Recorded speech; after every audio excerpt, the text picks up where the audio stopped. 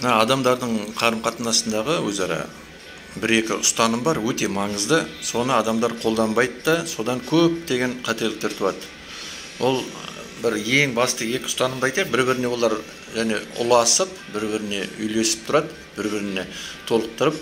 Біріншісі ол кеткенді ұстама, келгенді қума, қайтарма. Екіншісі ол да соған үйлесіп, жұғысып тұратын, сонымен бір жақтан шығатын. Қателік ол. Өлі қатынасты сақтап, тірі қатынасты үзет адамдар. Содан көп қателіктер болады. Баяғыда өліп қалған қатынасты сақтауға тырысады, былайша айтқанда өлейін деп жатқан, бірақ әлі де тірі қатынасты әрі қарай өлтіре береді. Сондықтан біріншісін айтсақ, кеткенді ұстама, келгенді қума деп. Егер кетем деп атса адам, қандай деп, досы болсын, немесе жұбайы болсын, отбасылық жолдасы.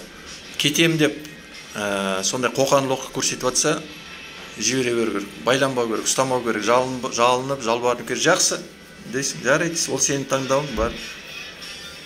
Қуып керек емес, ұстамайсың. Болды, жақсы. Сен дегенің болсын, бара бер. Ой сенікі, ниет сенікі.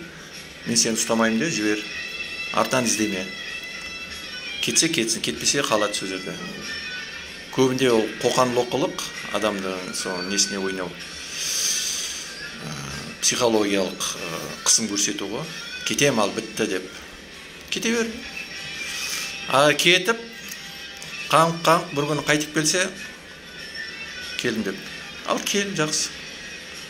Дым болмағандай сөйлес, телефон соғатын саған, дым болмағандай сөйлес, қабылда. Бірақ бұрынғыдай қарым-қатынас болмайды. Сен оны, былайша айтқанда, кешірдің, бірақ ұмытқан жоқсың. Сондай ұстаным болу керек қой. Кешірдің, бірақ ұмытқан жоқсың. Сондықтан бұрынғыдай ашық, жүрегіңе жақын жағдай бұдан былай болмайды.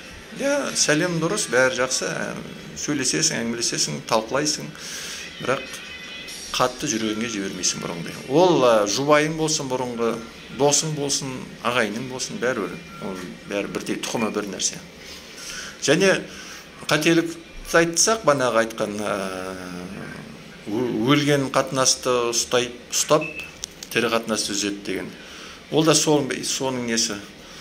Баяғыда бір-бірінің арасында қарым-қатынастың бәрі өліп қалған, бірақ жұрт не дейді деген сондай желеумен ұстайтындар болады, мысалы. Керек жоқ оның бәрін. Жібере салып болды.